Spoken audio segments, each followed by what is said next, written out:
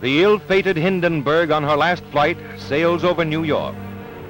These pictures, made from a Pathé News plane less than 4 hours before the tragedy, show the world's largest airship heading for Lakehurst, New Jersey. Over Newark's famous auto skyway, the airship was hailed by thousands who little dreamed it was their final glimpse of the Hindenburg. Inside the silver envelope are 16 separate gas bags, each filled with hydrogen, a highly inflammable gas.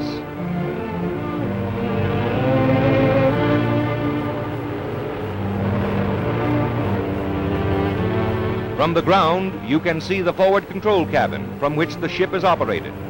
The windows along the side indicate the location of the passengers' quarters, in which many were carried to a flaming death. Approaching Lakehurst, the Hindenburg appeared a conquering giant of the skies, but she proved a puny plaything in the mighty grip of fate. It almost seemed as if fate had set the stage for the horrible tragedy. A graceful craft sailing serenely to her doom. For 3 hours, the dirigible circled the landing field at Lakehurst, New Jersey, dumping more water ballast than ever before in vain efforts to level off.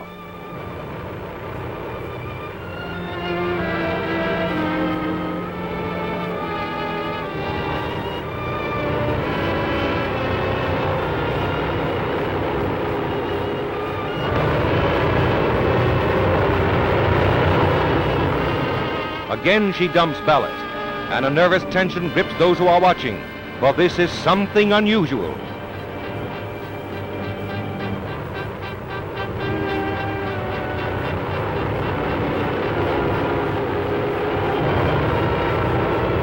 There goes more ballast, but the tail is settling in spite of all that has been dumped.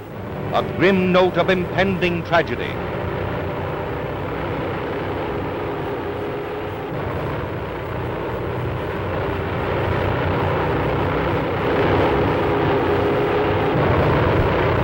Finally, the landing lines are dropped. These scenes were filmed by Pathé News cameraman William Deek, and you are about to see the pictures he got when the ship exploded. Those aboard leaping for life from a flaming inferno, the actual crash of the Hindenburg, an airship destroyed in less than half a minute.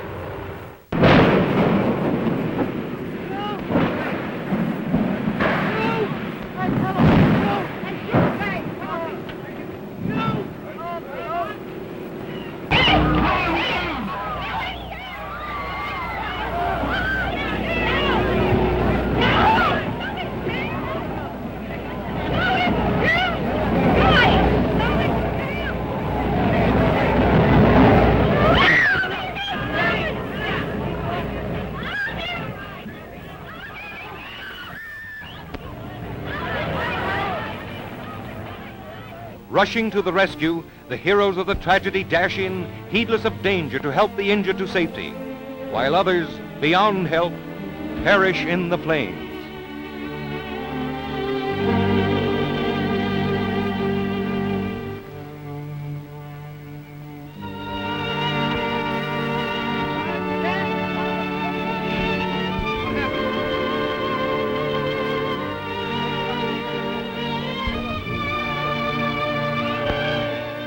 The blazing aftermath reveals the extent of the disaster, an inferno which became a flaming tomb, a twisted mass of scorched skeleton of what was once a mighty airship.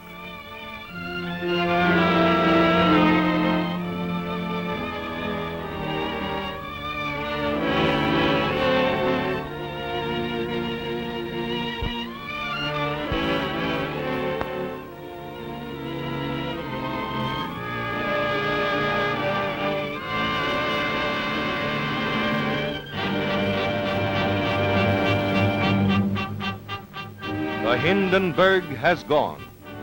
She represented man's latest attempt to conquer the Atlantic by air. Her tragedy will not halt the march of progress. From her ashes will arise the knowledge, from her fate the lesson that will lead to a greater and a better means of mastering the air. If so, her dead will not have died in vain.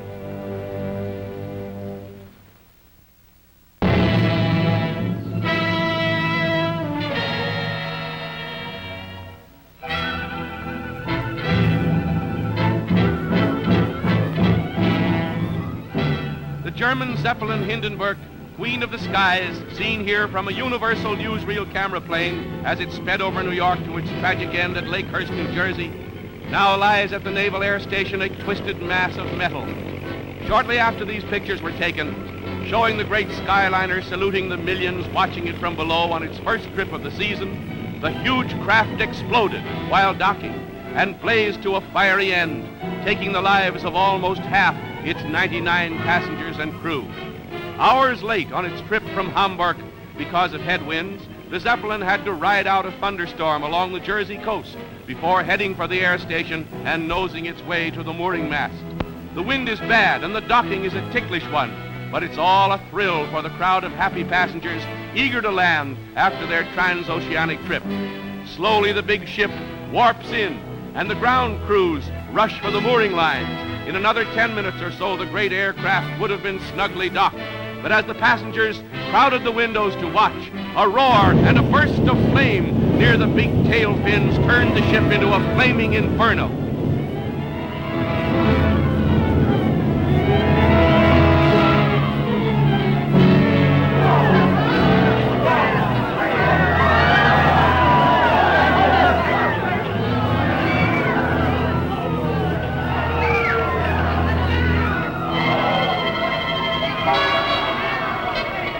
Passengers and crew, the fortunate among them, fell or jumped and were dragged to safety before the fiery furnace took their lives.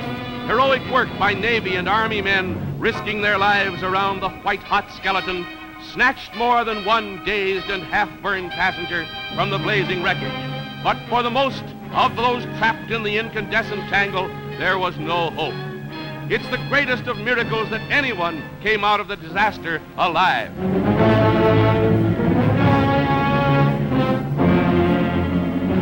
7 million cubic feet of inflammable hydrogen gas blazed up in less than a minute. The hundreds of tons of fuel oil burns for an hour or more, with its dense black smoke making a pall over the tragic scene.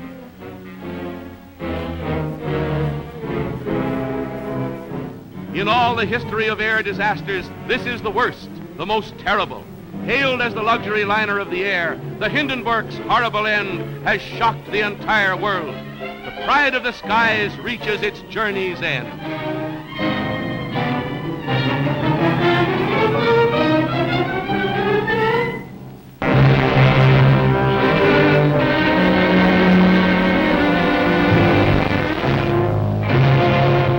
A twisted, tangled mass of seared girders and bits of blackened fabric are all that remains of the proud luxury airliner Hindenburg that lies at the Lakehurst Naval Station.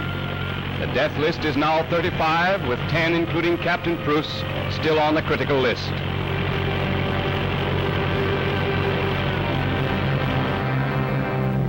With the next morning's first light, a naval inspection board headed by Captain Haynes inspects the wreckage, as others search the still smoking ruins for a possible clue that might yield a key to the mysterious disaster.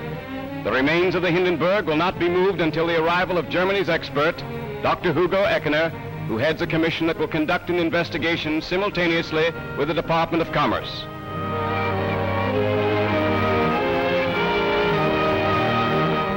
German Ambassador Hans Luther was the first Reich observer to arrive, visiting the injured at the hospital in nearby Lakewood, but refusing to comment on anything connected with the disaster.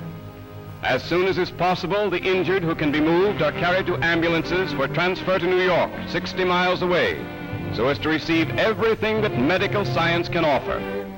Swathed in bandages, they may be more than thankful for their miraculous escape from the blazing inferno of the Hindenburg. Members of the crew not seriously injured were housed in the officers' mess at the naval station. 13-year-old Werner Franz, a cabin boy, is the youngest survivor who will appear before the Department of Commerce Investigation Board that calls Commander Rosendahl, head of the naval station, as first witness.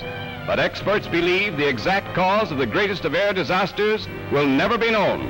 Over the Hindenburg will loom a question mark that can never be forgotten.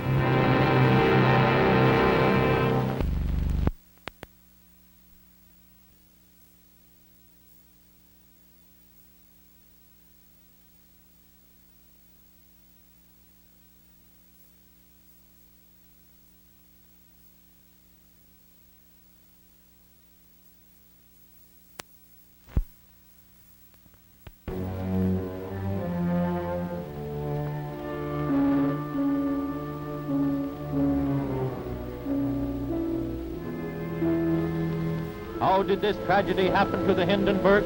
The world wants to know. And the highest United States authorities are driving to learn why 20 died at the very instant of landing the world's greatest airship. Here is the end of the first trip of 1937, end of all things for the Hindenburg, last of her 21 American voyages.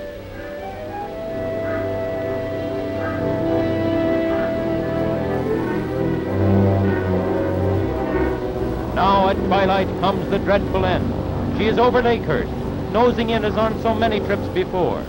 Nearly 50 laughing passengers are at the windows from which they have just looked down on millions watching from New York. There's nothing wrong. The ship levels off, drops her water ballast. The ground crew is ready underneath. It's all right, as it has always been all right. She drops her line. This voyage is over, and tonight she is going back to Germany. And then...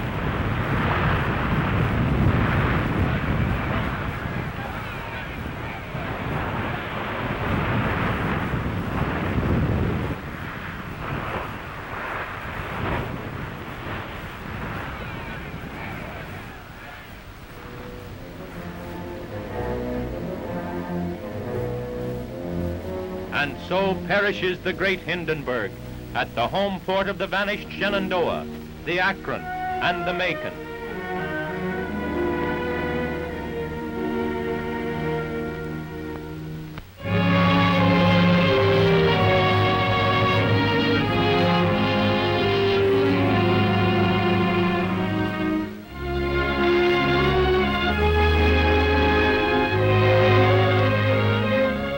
It was just a year ago that New Yorkers first beheld the silvery spectacle of Germany's luxury airliner Hindenburg, soaring majestically past Manhattan skyline, having spanned the North Atlantic in the record-shattering time of 61.5 hours from its hangar at Friedrichshafen to its American port of call at Lakehurst, New Jersey. Today, with veteran Captain Ernest Lehman aboard in an advisory capacity, the greatest lighter-than aircraft ever built nears the completion of her 21st Atlantic crossing, her first of this year. Encountering storms and headwinds during this ill-fated voyage, the giant dirigible noses toward the Lakehurst mooring mast today, having just ridden out a brief electrical disturbance, and now that the wind has subsided, she releases ballast, preliminary to easing her vast hulk into the hands of the Navy ground crew, awaiting the landing lines by which she is gently drawn to earth. Her 50 passengers impatient, eager to arrive at a journey's end. Scarcely 300 feet above the ground now, portholes open, landing lines are thrown. Hovering so close to Earth, one is impressed by her mammoth size, her great framework encasing 7 million cubic feet of highly inflammable hydrogen. Careful maneuvering by expert hands have all but warped her into the hangar.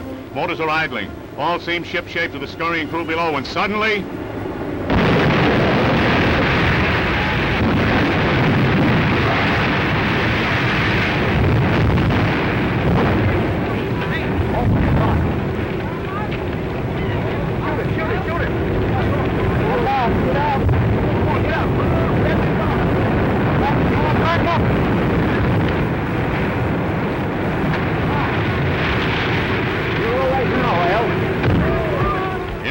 time than it takes to tell, the scene is one of horror as the ship has slowly sagged to earth and the flames have enveloped the entire structure, many of those aboard having jumped to escape cremation.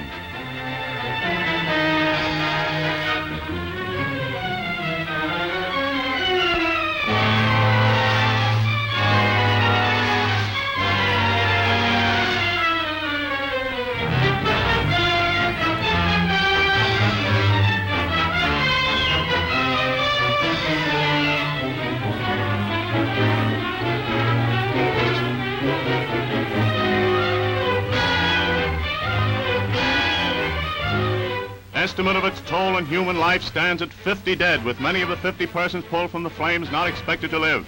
A nightmare 20 seconds. Incredible it seems that the specter of death could stalk so quickly, so completely. For here in this appalling tragedy is written the worst disaster in aviation history.